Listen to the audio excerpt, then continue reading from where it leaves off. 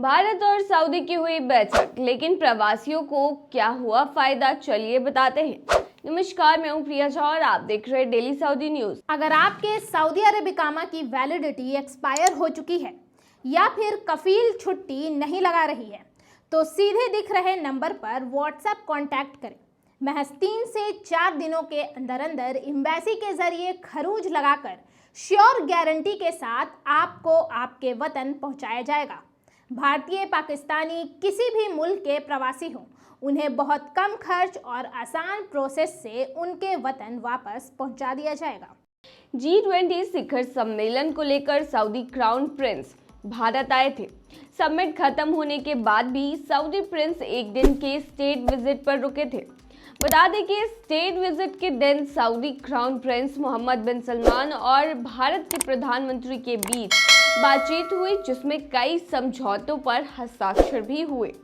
लेकिन इससे सऊदी में रह रहे भारतीयों को फायदा हुआ या नहीं, चलिए इसके बारे में बात करते हैं। बता दें, सऊदी अरब में लगभग भारत के 50 लाख से 60 लाख के करीब में लोग रहते हैं। ऐसे में जो भी प्रवासी सऊदी में रह रहे हैं, उनकी नज़र G20 शिखर सम्मेलन के बाद सऊदी प्रिंस के एक दिन के स्टेट विजिट पर थी कि आखिर उन्हें क्या फ़ायदा होने वाला है। सबसे पहले चलिए हम आपको उन चीज़ों के बारे में बताते हैं जिन चीज़ों पर भारत और सऊदी की सहमति बनी है। भारत और सऊदी अरब ने तय किया है कि वे $50 अरब के वेस्ट कोस्ट रिफाइनरी प्रोजेक्ट को तेजी से लागू करेंगे। पीएम मोदी और सऊदी अरब के क्राउन प्रिंस की बातचीत में ऊर्जा, रक्षा, सेमीकंडक्टर और स्पेस सेक्टर में भी सहयोग बढ़ाने पर सहमति बनी है। साथ ही वे अपने हाइड्रोकार्बन रिलेशनशिप को बढ़ाकर व्यापक ऊर्जा साझेदारी में तब्दील करने और इसमें विविधता लाने पर भी सहमत हुए हैं। बता दें, सऊदी अरब के क्राउन प्रिंस मोहम्मद बिन सलमान 100 बिजनेसमैन और 7 मंत्रियों के डेलीगेशन के साथ भारत आए थे।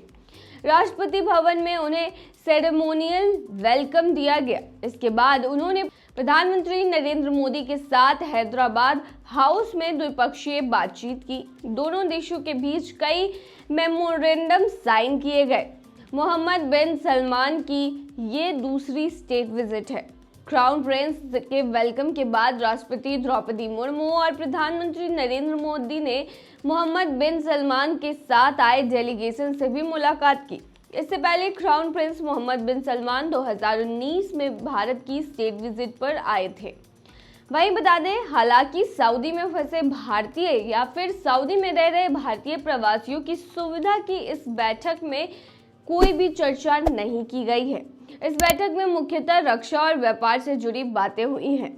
हालांकि सऊदी और भारत के संबंध पहले से बढ़ते जा रहे हैं और भी अच्छे होते जा रहे हैं। ऐसे में हो न हो आगे चलकर जरूर इन मुद्दों पर बात होगी और भारतीय प्रवासियों को फायदा होगा। सऊदी अरब ने 11 सितंबर को बयान जारी कर कहा था कि पूरी दुनिया की निगाहें अब तक के सबसे सफल G20 शिखर सम्मेलन पर है। पहले कभी भी सम्मेलन के पहले दिन ही सदस्यों के बीच आम सहमति नहीं बन पाई है। इस दौरान उन्होंने देश का नाम इंडिया की जगह भारत करने पर भी कहा कि हम हमेशा से आपको भारत के ही नाम से जानते हैं, यह आपके संविधान का हिस्सा है। वहीं बता दें, हालांकि अब क्राउन प्रिंस का जो दौरा है, भारतीय दौरा, वो खत्म हो चुका है, लेकिन इसी बीच भारत और सऊदी की जो संबंध है वो काफ़ी मजबूत हुई है इस बैठक के दौरान। तो ये थी तमाम खबर। बने रहिए ऐसी खबरों के लिए डेली सऊदी न्यूज़ पर।